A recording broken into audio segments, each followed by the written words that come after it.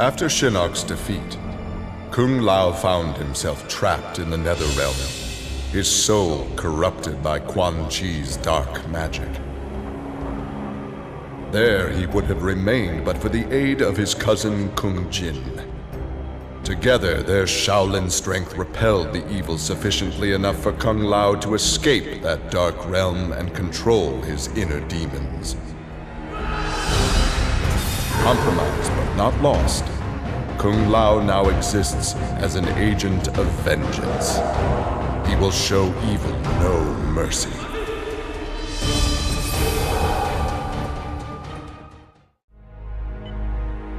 After Shinnok's fall, the hospitalized Johnny Cage asked Jax to fill in as leader of his squad. Jax agreed. It was a chance to spend time with and protect Jackie. Boarding their transport after a routine mission, Jax's greatest fears were realized as the mercenary Aaron Black sprung from the cargo bay and fired on the young heroes. Fortunately for Jackie and company, Jax's quick reflexes and bulletproof arms deflected the assassin's rounds. Jax quickly subdued Black, then slipped into shock as a red stain engulfed his chest.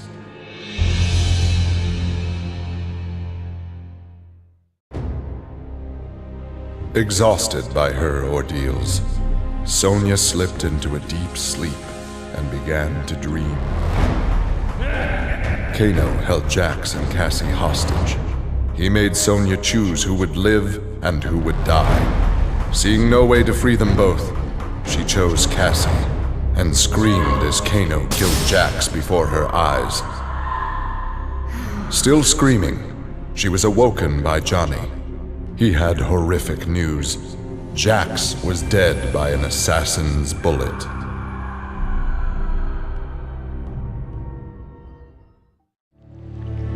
Having defeated Shinnok, Kenshi joined Takeda on his quest to avenge his mother Su-Chin's murder.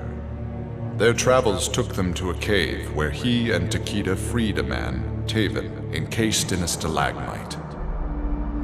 Kenshi told Taven that his brother, Dagon, was the founder of the Red Dragon Assassin Clan. Dagon had not only murdered Su-Chin, but his and Taven's parents as well.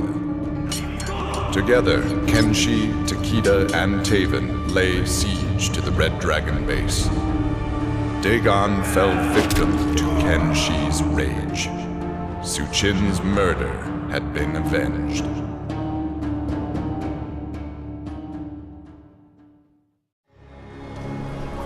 Kitana found herself walking the streets of a magnificent, shining city. This was Edenia, a realm freed from Outworld, and Kitana was its beautiful queen. This was the timeline unaltered by Raiden. Earthrealm had been destroyed by Shao Kahn, but Kitana had survived Armageddon and united the other realms to destroy him. Long-lasting peace was the result. Kitana awoke from this vision to find herself in the Netherrealm. She was not the queen of Edenia, but a revenant of hell, and she hated Raiden for it.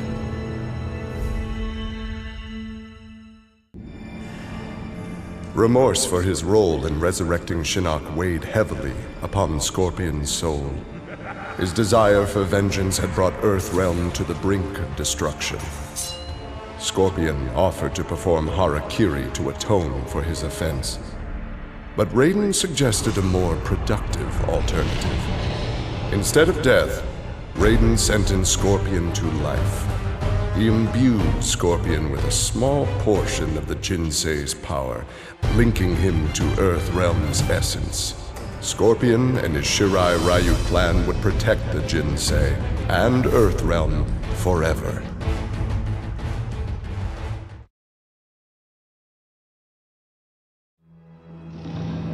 Grandmaster Sub-Zero knew his Lin Kuei clan would need more than martial arts to stave off future threats to Earthrealm. In the frozen reaches of Outworld, he found the answer: a female frost dragon with a clutch of eggs. With his ability to freeze, Sub-Zero hatched the dragonlings. they accepted their Lin Kuei masters and their training as combat mounts. With a force of dragon riders, the Lin Kuei's ferocity became legend. None dared risk conflict with Earthrealm.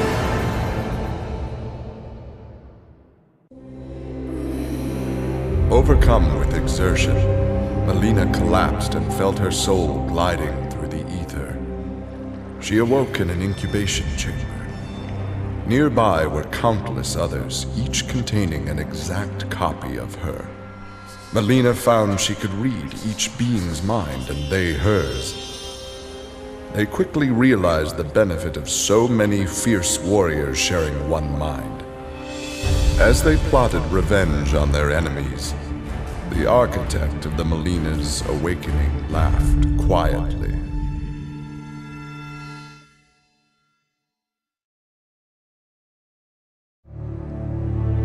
With Shinnok defeated, Takeda and his father set out to find his mother's killer, a member of the Red Dragon clan. Special Forces tech enabled Takeda to locate the clan's base and disguise himself and Kenshi as they infiltrated their ranks. Deep within the mountain stronghold, Takeda discovered an actual dragon, a prisoner of the clan. The creature used its magic to divine the murderer's name, then transport Takeda and Kenshi to a faraway cave. There they discovered a man encased in a stalagmite. The dragon had said this man would also have reason to confront Su Qin's killer. Takeda began to free him.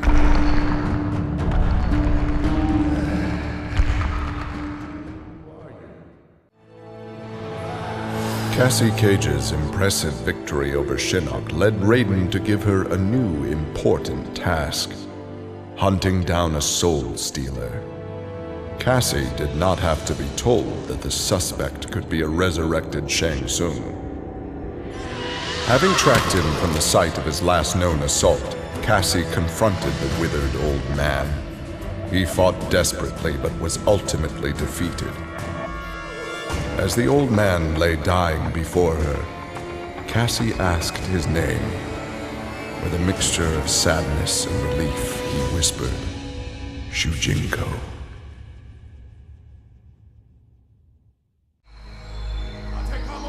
After his incursion into Earthrealm, Kotal Khan had become a prime target of Special Forces surveillance. Jackie Briggs was assigned to monitor his activity. Jackie followed Kotal Khan to an equatorial jungle, where he entered a hidden pyramid. Inside, he retrieved a glowing crystal skull. Jackie attacked the Emperor and raced away with the object. Jackie was praised for her work, but couldn't help thinking her interference was what Kotal Khan had wanted all along.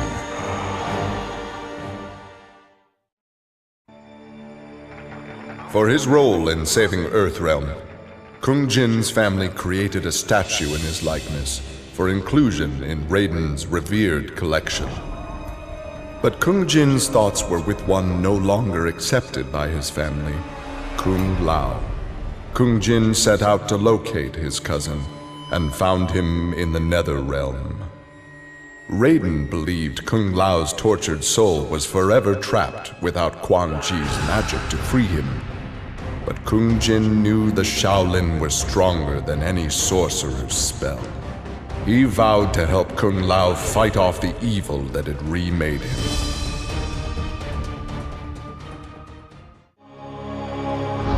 Earthrealm belonged to Shinnok. It became the staging area from which he would finish his war on the Elder Gods, which began eons ago. The Elder Gods had lied to the denizens of the realms. They were not individual beings, but merely parts of a greater collective known as the One Being. Shinnok would merge the realms and awaken him. Whole once more, the One Being devoured the Elder Gods. Shinnok watched with satisfaction. This reality had finally come to an end.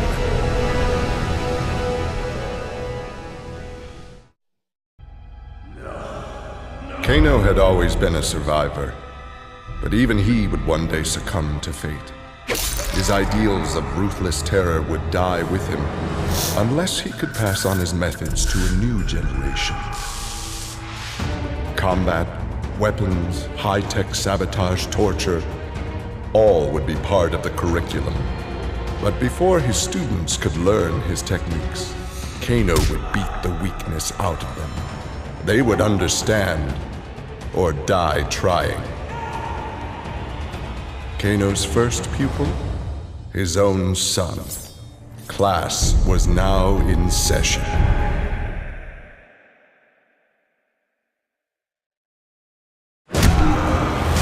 Johnny Cage's life had turned out to be stranger than any science fiction film, but he knew the final scene was approaching. With Raiden's direction, Johnny was able to sail to Shang Tsung's abandoned island fortress, where his adventure had begun, to contemplate his future. Amid the rubble, Johnny found an ancient tome. Its pages revealed that Shang Tsung had unraveled the secret to Edenian long life. Johnny Cage's retirement would have to wait.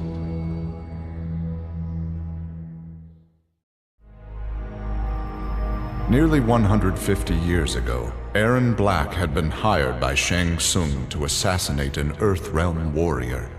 In return, Shang had slowed Black's aging process. He could therefore afford to be patient. If an employer wanted someone dead, they would be in time. A team of young Earthrealm warriors had caused Erron Black's current employer, Kotal Khan, much inconvenience. With the patience of a viper, Black eliminated them all.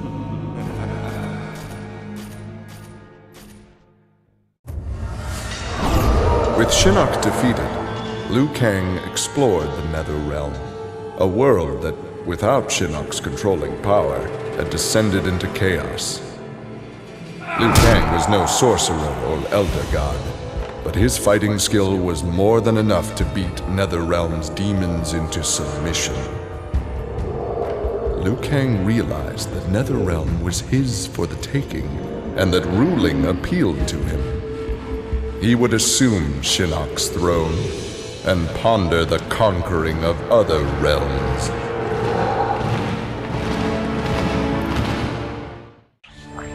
Alone once more, Ermac searched the labyrinthine corridors of Shao Kahn's old fortress, searching for the source of a faint voice calling to him.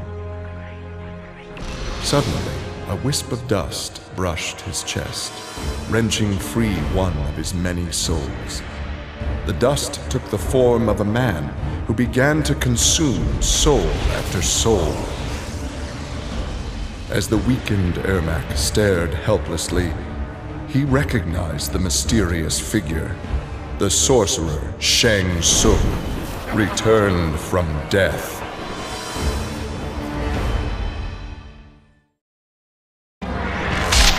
Kotal Khan returned to Outworld determined to rebuild his forces. But Raiden defeated him in a surprise attack and claimed dominion over Outworld. Desperate, the Emperor called upon the Elder Gods to aid in preserving his sovereignty. They granted his request, invoking the most sacred of contests. Now, once every decade, Kotal Khan must enlist his greatest defenders to face Raiden's challengers in mortal combat.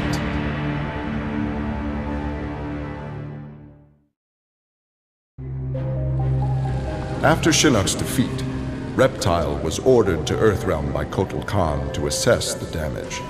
Such intel could prove useful in future conflicts. Stumbling upon a collapsed cavern, exposed during the crisis, Reptile was shocked to see raptors emerging from within.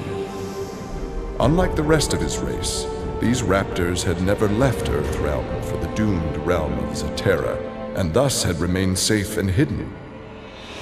Alone no more, Reptile vowed to remain with his rediscovered people and reclaim their Earthrealm homeland.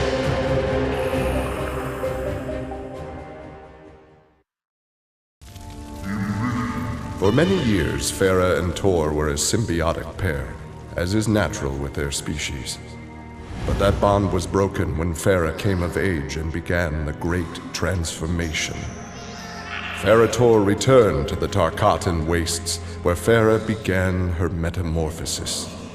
The process took an agonizing 3 outworld years, during which time Tor withered and died. Now a brute, Farah will be chosen by a rider. A new symbiotic pairing will be forged, and new battles will be won.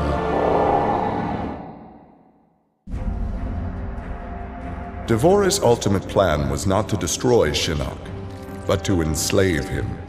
She implanted larvae, her young, in his body to gestate. Having consumed the godlike power of their immortal host, Devorah's offspring were unlike any Chitin ever born. As they matured, they spread like locusts throughout the realms.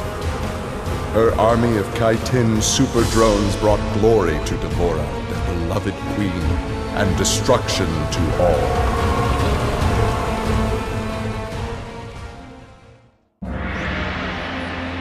After millennia of fending off Earthrealm's enemies, Raiden began to wonder if defense was the best path to peace. In a change of tactics, Raiden and the Shirai Ryu attacked Kotal Khan's armies before they could rebuild. They decimated the Emperor's forces, leaving Outworld at their mercy. The victorious Raiden claimed dominion over Outworld. The first of many threats to Earthrealm had been removed.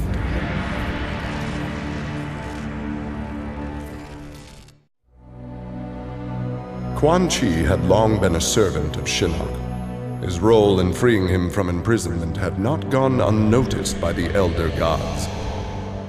Shinnok was no longer a threat, but Quan Chi's actions had given rise to a new power.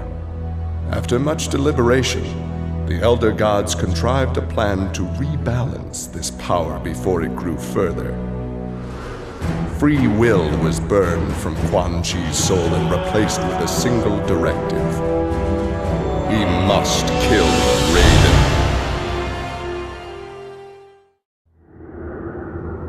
The Shokan had become outcasts for refusing to aid either side in the Outworld civil war. But with the conflict over, Prince Goro decided to re-enter the political landscape. Kotal Khan's armies were weak from years of battle. Melina's rebels were scattered. It was an easy matter for the Shokan to seize control. The newly crowned Emperor Goro had his rivals exterminated. No Aztec, Chitin, Edenian, or Tarkatan would usurp his throne.